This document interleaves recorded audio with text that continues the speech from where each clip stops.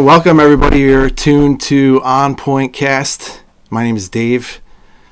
So trying to go in a little slightly different direction here in the past, and actually we may continue to do some of these things, but in the past we've been doing some music reviews. We've done some musical interviews of bands and band members. We've also done some hot dog reviews and a couple of fun things like that. So sort of trying to branch off a little bit and get a little more, I don't want to say on the serious side because I like to have fun doing this also, but trying to, I guess, create some more new and unique content on a more frequent basis. That would involve doing some more like current events and current things like that. So definitely would like to continue in the future doing interviews of bands, interviews of just significant people in all walks of life, and also continuing, with the hot dog reviews, which are fun. People seem to really like, we'll see where everything else takes us. But talking about some things going on in the world, which I think it's kind of important for everyone to be up on what's going on with things. So we were leading off with our headline, and our headline related to Mayor Pete Buttigieg, right?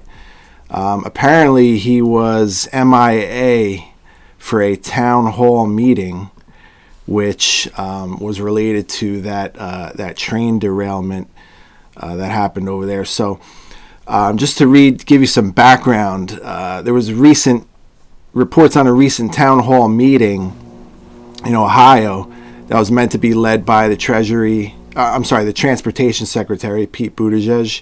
The event was advertised in local newspapers and on social media, but the secretary was a no-show. Residents of the town were upset and expressed their frustration at the meeting, which was attended by local officials and transportation experts. Some residents accused Buttigieg of disrespecting them and failing to fulfill his duties as transportation secretary, while others expressed their disappointment and urged him to visit the town in the future. Buttigieg's absence was likely, from what they're saying, was likely due to weather-related flight delays, which caused the secretary to miss his connecting flight. Despite the explanation, some residents were still upset and argued that the secretary should have made alternate arrangements to attend the meeting. The incident has fueled further debate about the responsibilities of government officials and the challenges of meeting the expectations of local communities in the face of unforeseen circumstances. So, just a little background. If you're unfamiliar, obviously there was this train derailment in Ohio, caused some major environmental damage. I know there's been some news stories related to this, but this is like a top story. It should be something that's like front and center. Like everyone should be talking about this, hearing about this, and it's really not. You kind of have to search around for information about it. Apparently devastating in terms of damage to the environment. All right. I think that, obviously if Pete Buttigieg is in that area of responsibility in terms of the federal government, it's kind of important for him to step up and be front and center and be forthcoming and honest with the people who are from that part of Ohio, so that just being transparent, right? You just need to be transparent about that. So, yeah. So, some interesting developments there coming out of Ohio. All right. Let's see. Wanted to also talk about California. All right. So California, like some other states, New Jersey included, there's been some mass exodus of people from those states over the past couple of years. Actually, according to an article from redstate.com, over 500,000 people have left the state since 2018, with the majority of them being high-income earners. This has resulted in a net loss of population, with the state losing more people than it has gained.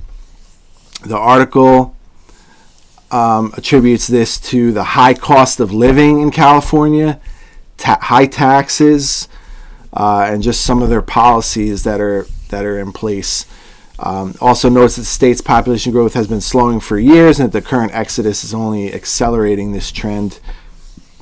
And the article concludes by noting that this could have serious implications for the state's economy and political landscape in the future. Yeah, I mean, I don't know. Some of these politicians need to ask themselves, okay, why are people leaving their states? All right. If people are leaving a particular state and it's like an exodus, there's definitely reasons, and those reasons usually are high taxes, high cost of living. All right, people aren't happy. I know New York City, for example, a lot of residents moving from New York City, moving into New Jersey, right? The people who've been in New Jersey all their life, a lot of them are leaving New Jersey, moving to other places. The people who run these states, the people who are like in control or in power, need to ask themselves, why is that the case, right? If things were so wonderful, you'd have people coming instead of people going, right? So, just another thing for for people to think about. All right, let's see. Shifting gears. Tell you a little bit about. This is an article from the New York Post. All right, talking about Hunter Biden. Hunter Biden, son of former Vice President Joe Biden, has been linked to disgraced former FBI official Charles McGonigal. McGonigal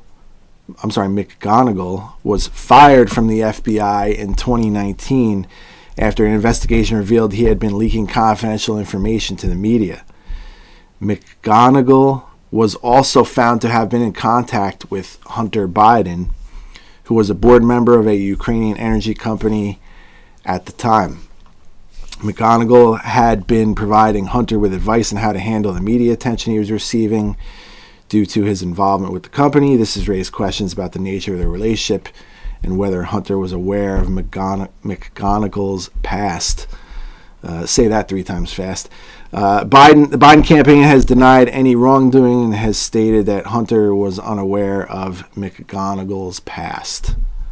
All right, so just some more, if you will, shadiness coming out of the Hunter Biden camp. I guess the saga goes on as far as the things that are happening on that front. Let's see. Moving along. Talking about Florida Governor DeSantis. So in a recent interview with Florida Governor Ron DeSantis, a reporter attempted to make the governor uncomfortable by asking him questions about his response to the coronavirus pandemic. However, DeSantis was prepared and answered the questions with confidence, leaving the reporter unable to make him uncomfortable. The reporter then attempted to ask DeSantis about his relationship with President Trump, but DeSantis refused to answer the question, citing that it was not relevant to the discussion. This left the reporter unable to make DeSantis uncomfortable, and the interview ended without any further incident. DeSantis' response to the reporter's attempts to make him uncomfortable demonstrates his confidence and ability to handle difficult questions. He was able to remain composed and answer the questions with poise, while also refusing to answer questions that he deemed irrelevant. All right, I don't know. You could say, why try to make the guy feel uncomfortable, especially if he's doing some good things for that state. And last I checked, people seem to be going to Florida, a lot more people going to Florida, a lot more people want to be in Florida than they do in some of these other states where these people are criticizing everyone all the time. So, kudos to Florida Governor Ron DeSantis for keeping his cool. And hey, there's always going to be people out there that are going to always try to bring you down, especially if you're on the rise or you're up and coming, and you have your share of haters out there. That goes with anything in life, right? So anyway, good for him as far as that goes. All right, let's see. Moving along, a couple other things going on here. So apparently,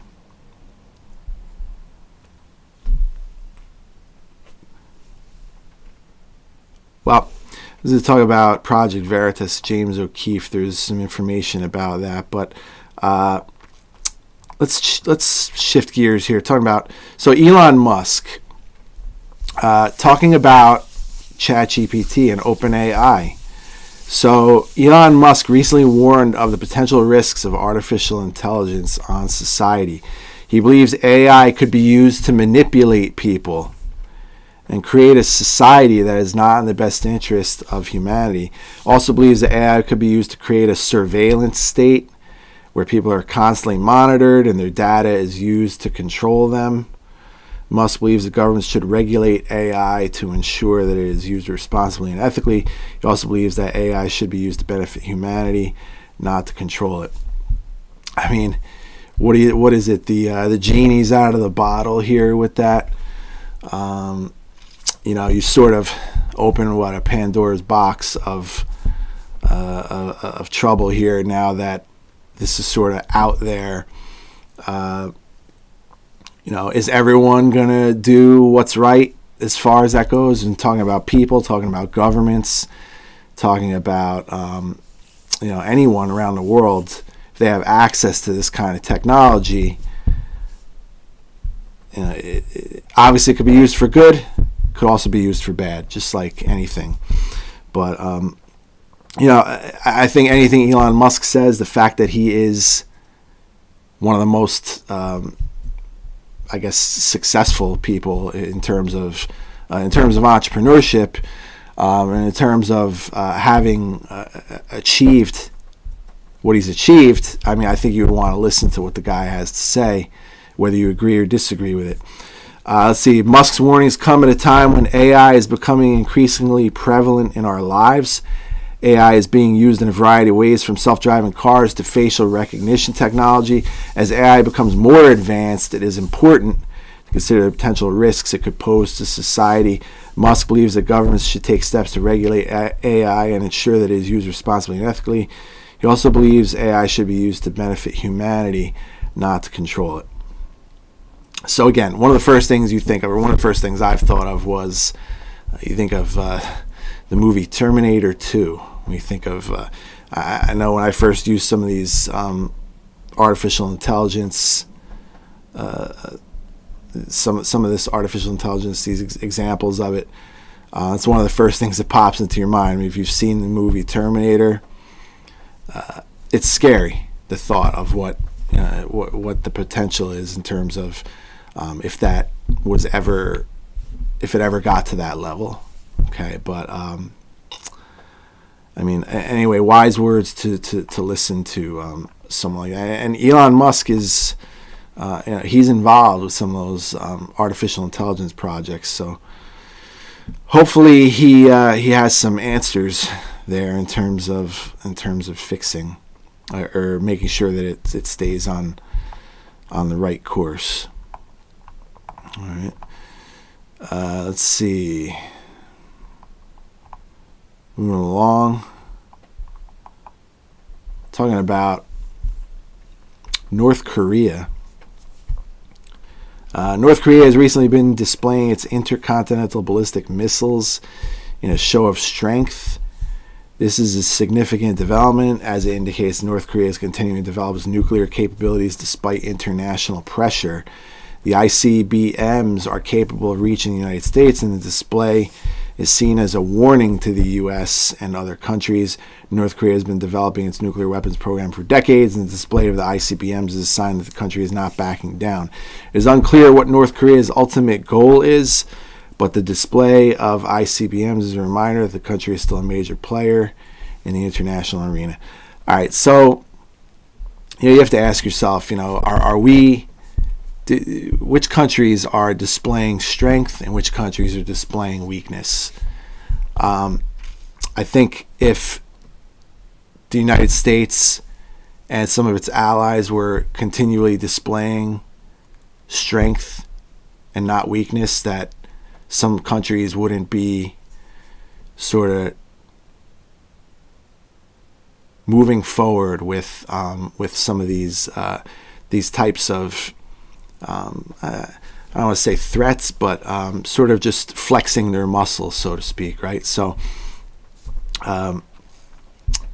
again, North Korea is one of those countries that I believe at the time President Trump tried to sort of I don't want to say develop a friendship with, but sort of tried to keep a level playing field in terms of our relationship, as them showing us respect.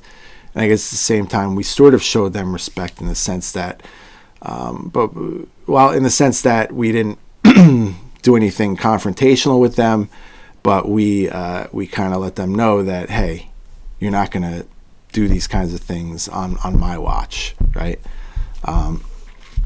So.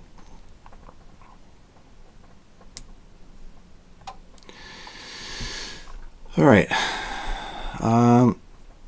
This was just our first live stream.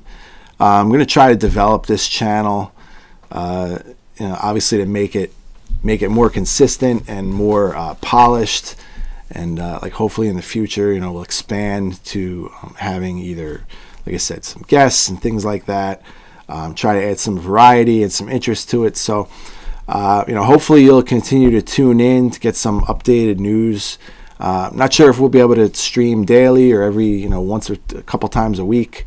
We'll see how things go. But I just want to thank you for tuning in to our inaugural live stream episode.